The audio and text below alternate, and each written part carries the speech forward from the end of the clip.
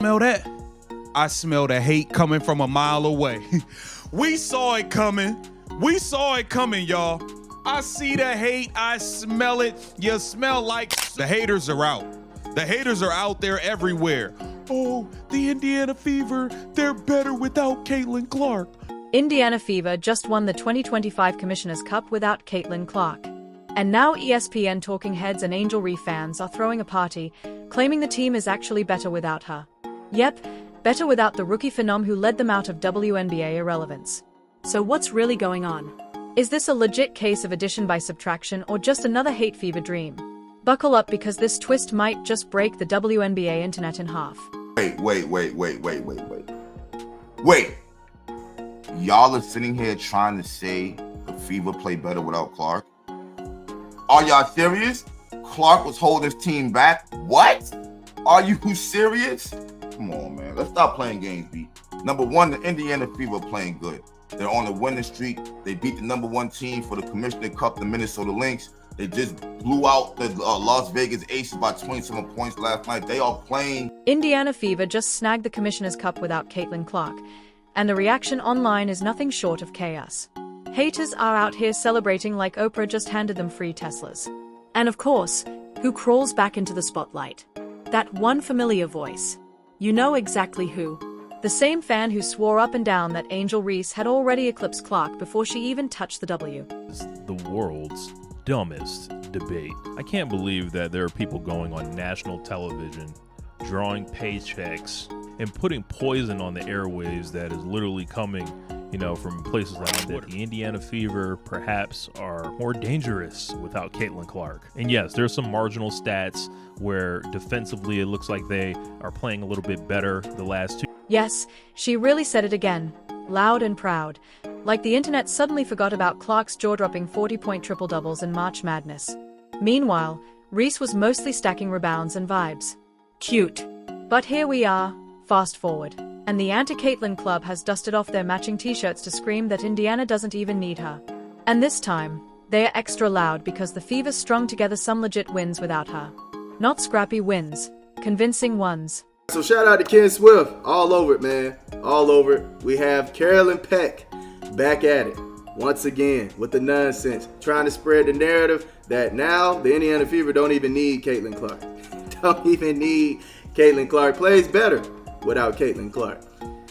Now, this same person, right, this same person said that Angel Reese was a better rookie than Caitlin Clark.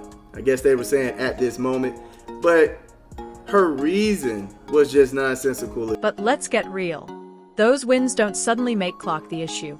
All they prove is that a team of pros can actually win games even when their superstar is watching from the sideline. Groundbreaking, right? Still, somehow that spun into C? Caitlin's overrated. The same folks who think drive-thru sushi is fine dining are pushing that narrative. Imagine LeBron missing a game, Lakers win, and people start chanting better without him. No, Susan. That's not how greatness works. I see what y'all doing. The funny thing is, we knew y'all was gonna do this. We knew y'all was gonna do this. Saying the Indiana Fever are better without Caitlin Clark is a flat-out joke, and you're just a flat-out hater. You're just a flat-out hater. Where's the red nose? Put it on because you're a clown. Come on, man. Stop it. Stop it. Caitlin Clark is probably the second best, if not the best player in the league. The best point guard in the league, hands down. Because here's the truth. Short-term wins without Clark aren't a referendum on her. They are a testament to Indiana's depth. They found rhythm, tighten the defense, move the ball better. That's what squads do when their star is sidelined. They adapt. But turning that into the Fever are better without Caitlin Clark. That's like saying VHS is superior to Netflix. Let's not rewrite history here. This team was invisible before Caitlin. Now, sellouts, national debates, Commissioner's Cup buzz. Indiana basketball on a Tuesday is suddenly must-watch TV. That's Clark's ripple effect. The jealousy? It's loud. It's messy. It's Himalayan pink salt levels of extra. I've been seeing the most ridiculous takes over the last couple games. Yes, the Fever has had success in the last couple games. However, the Fever is not a better team without Caitlin Clark. Let me say that again. The Fever is not a better team without Caitlin Clark.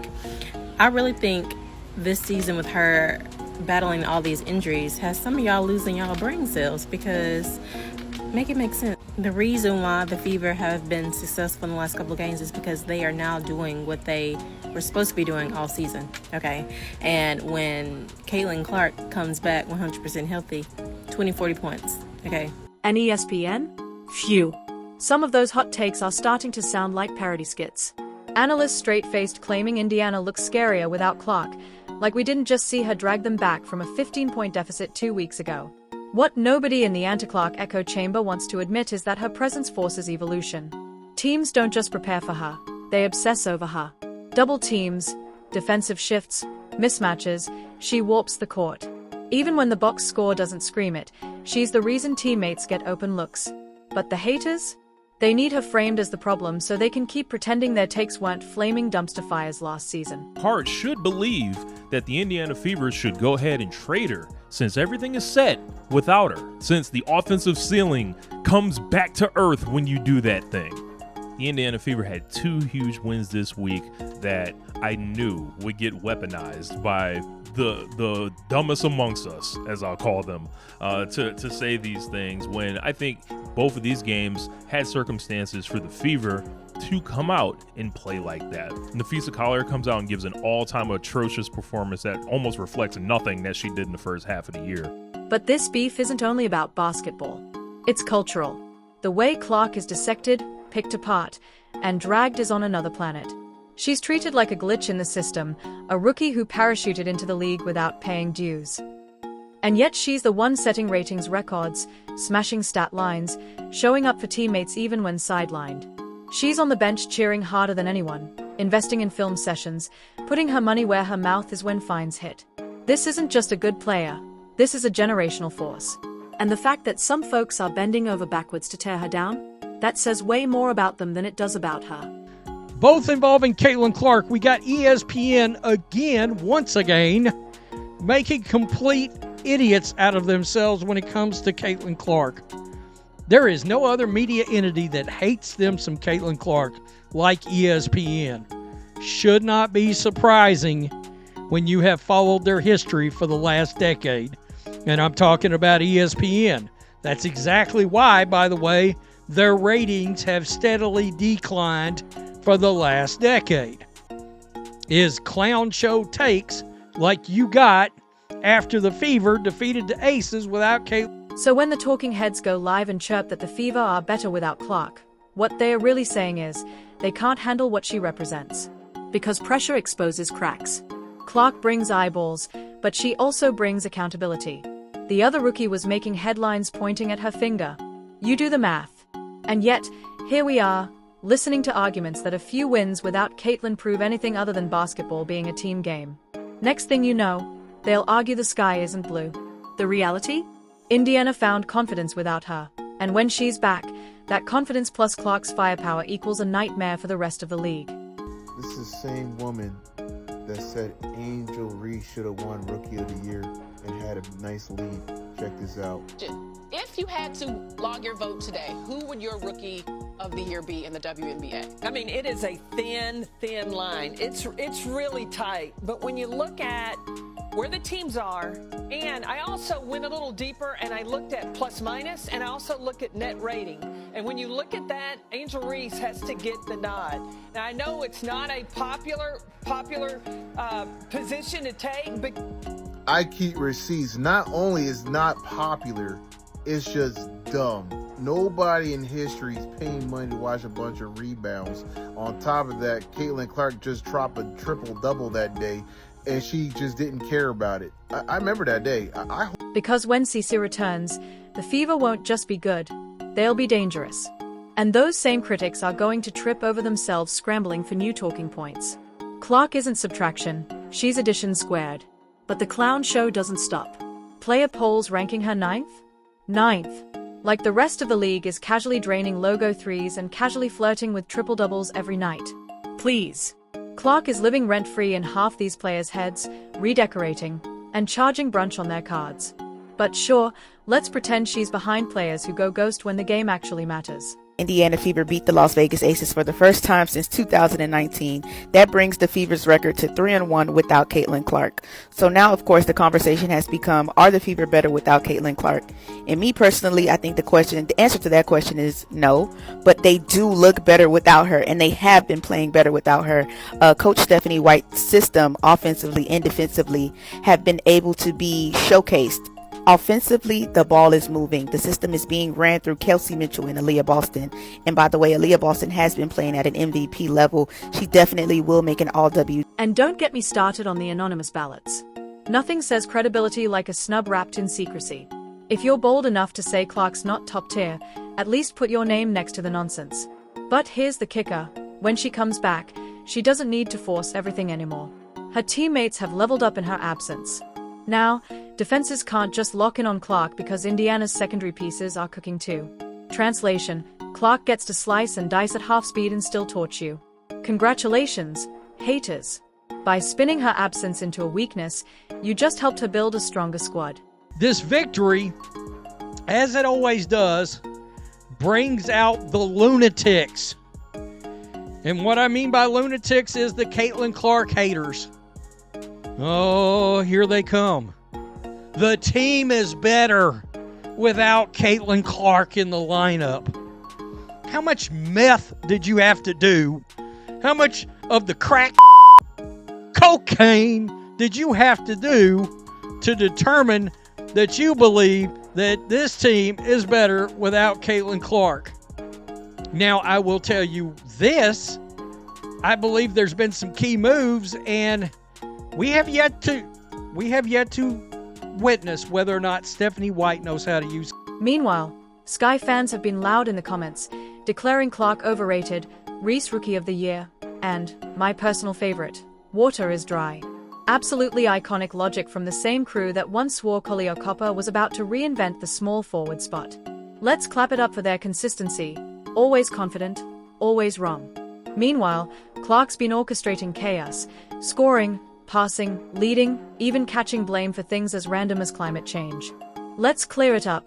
Clark isn't overrated. She's overexposed because people can't stop watching.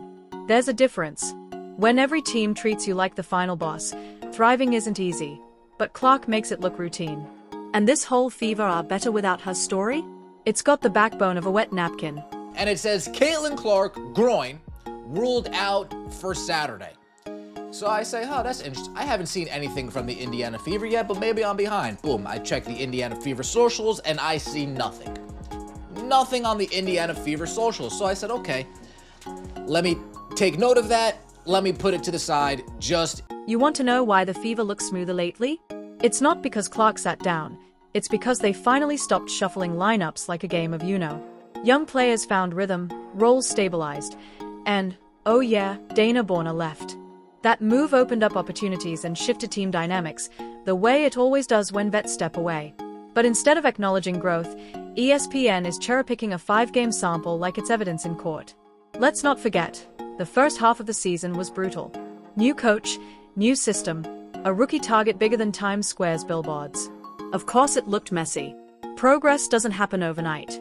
But sure, let's all trust Twitter takes over actual sports development. Indiana Fever win a few games without Caitlin Clark, and now it's they play better without her. They need to trade her. Ari McDonald needs to start over her. Clark doesn't need to have the ball in her hand. Blah, blah, blah. I hate you people, and y'all are dumb as man. The same Indiana Fever team that lost to the Connecticut Sun, the worst team in the league without Clark playing. The same Indiana Fever that lost to the Sparks the other day without Clark playing, another bottom of the barrel team. We're talking about superstar Caitlin Clark, right? Caitlin Clark that went off versus the New York Liberty, the defending champs. They even set the team up to... And here's the funniest part. Clark's absence didn't just highlight the Fever's growth, it exposed how obsessed the league is with her. ESPN ran more content about Clark not playing than about some stars' entire careers. She's the main character whether she's suited up or not. And the crazy thing? It's working. The Fever improved. Clark will return. And together, they'll be lethal. Those anonymous polls ranking her 9th? Cute. When she comes back, she's going to storm her way into the top 5. Because Caitlin Clark isn't just a star, she's the problem solver, the storm, the ratings machine. And when she steps back on that court, every hot take we've been hearing, yeah, it's going to age like milk in a sauna.